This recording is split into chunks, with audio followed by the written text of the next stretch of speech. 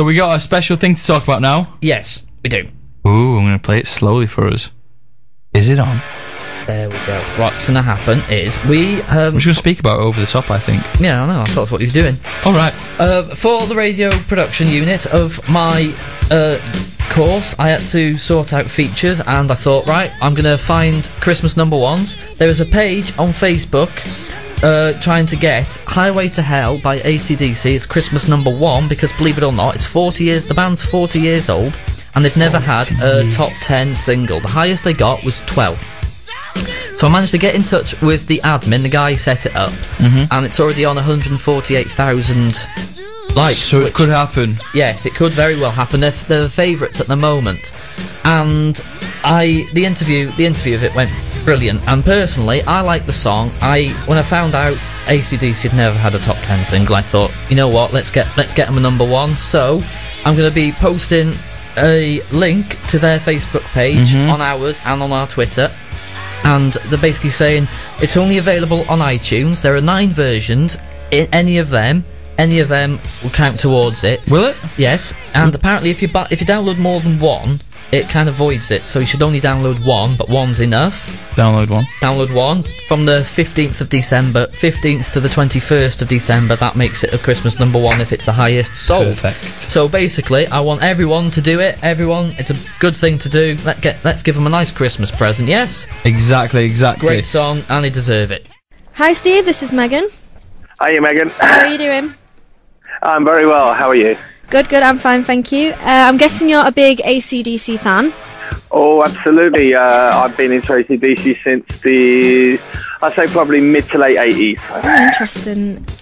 So, I'm guessing that's why you chose AC/DC in opposed to all other songs and, you could have chose.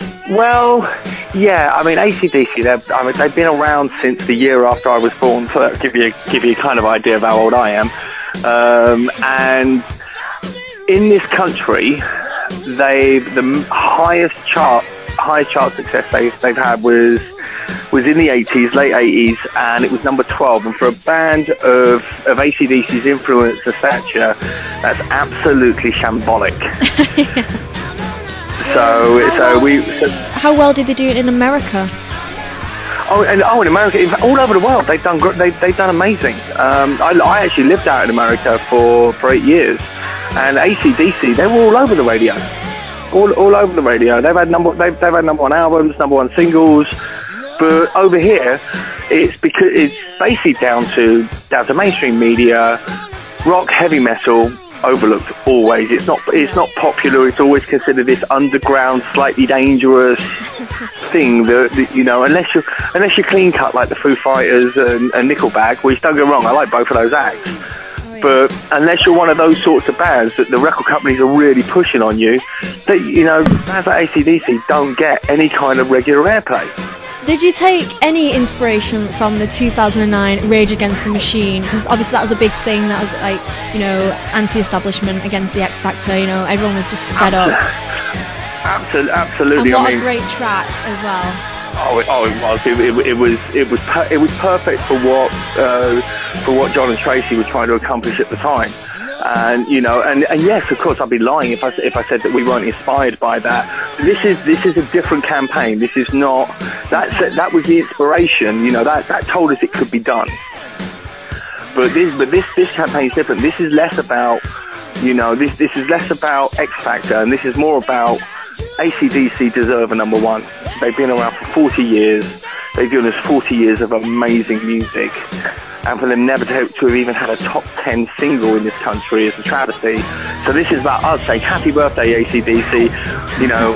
We would send you a cake, we would send you flowers, but we've got a number 1 single, that'd be even better. Where can we buy the track, and exactly when do we need to buy it? Right, well, the track is available on iTunes only, and that is down to that's down to the AC/DC catalogue being available on iTunes only at this point in time. It can be downloaded from the 15th through the 21st, and the big thing to remember is that there are I believe it's 9 different versions of Highway to Hell that are available on iTunes. All 9 of them will count as a download. Okay. So you can download each or every one of them, and each of them will count as an individual download. But the important thing to remember is don't download multiple copies of one version, because that will invalidate your download. I think I might download it now. Actually, it really convinced me. Well, don't download it now. No, not now. Yeah, no, it's worth it. It's a great track. It is a fantastic song, and they're a great band. And let's face it, how nice would it be Christmas Day to turn around to one of the most influential artists of the last 40 years and say, here you go, have a Christmas #1 on us.